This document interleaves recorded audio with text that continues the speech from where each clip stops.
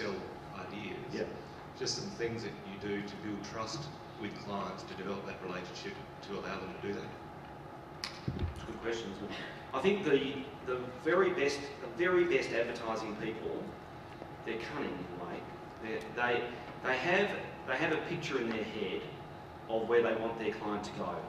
They haven't got an advertising picture per se, like they haven't got a 30-second piece of advertising in their mind, but they've got a very clear strategic direction that their client should take. And they'll take 6 months, 6 years to find the language to get them to that point. And they're not doing it for selfish reasons, they're actually genuinely doing it because they think that's where the client ought to go. So at a relationship level, the trick of the trade is to steer the conversation in that one direction all the time. Yeah, to the point, to eventually you get to the point where, of course, it's the client's idea, and that's ultimately what you want. I think the other really important thing in building relationships with clients is to present the obvious. Drives my colleagues mental when I say to them, could you please present the obvious? Because most clients, they will have a creative idea in their mind.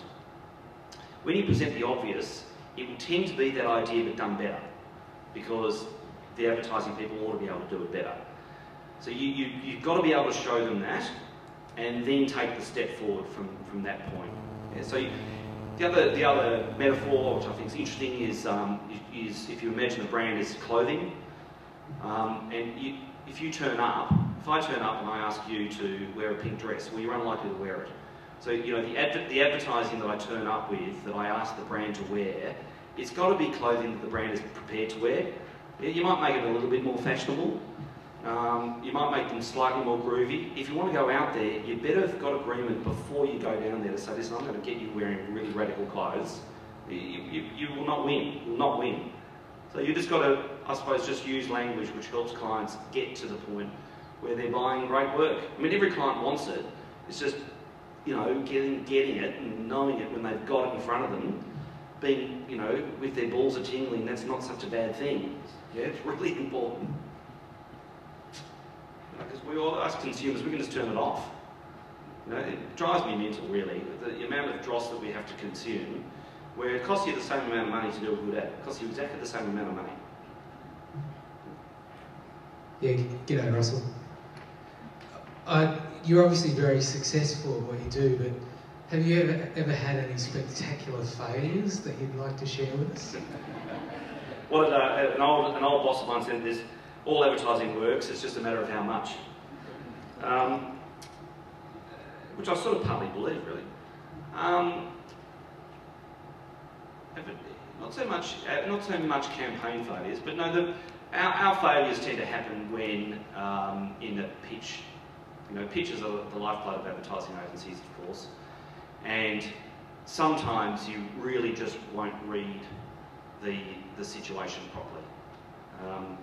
And the very best advertising people, that's one of their great skills. They're able to read what's required and know it when they see it. So no, I have been in embarrassing situations where you can turn up to a pitch, and before you've even said the first word, you've already worked out in your head that what you're about to show them isn't what they want.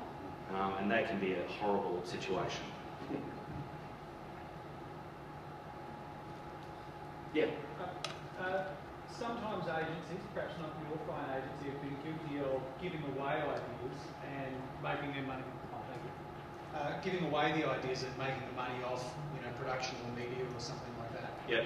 And some of the ideas that you've shown up there in Melbourne football clubs, yep, and picnic stuff, wouldn't have been. I think you said you played 200 picnic ads. Yep. But I think they only ran once. Right? Yep. Each of them ran once. So they weren't necessarily media heavy; they were idea heavy. Yep.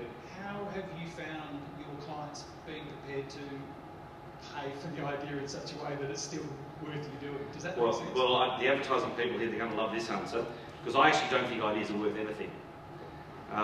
An idea is only worth something when the client's invested its money in it and then it's delivered a result.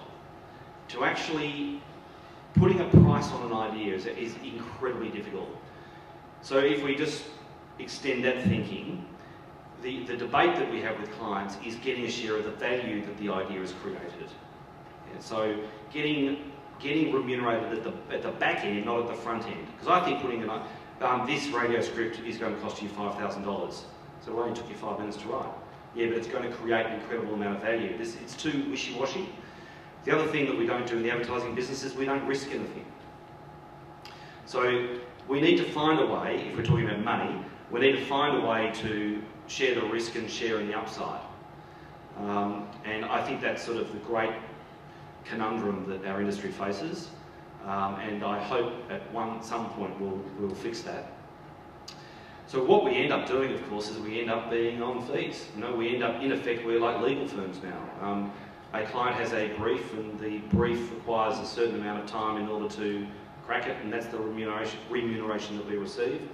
I think that's unfortunate because it does take into account none of the value that is created. And I think most importantly of all, it doesn't take into account experience.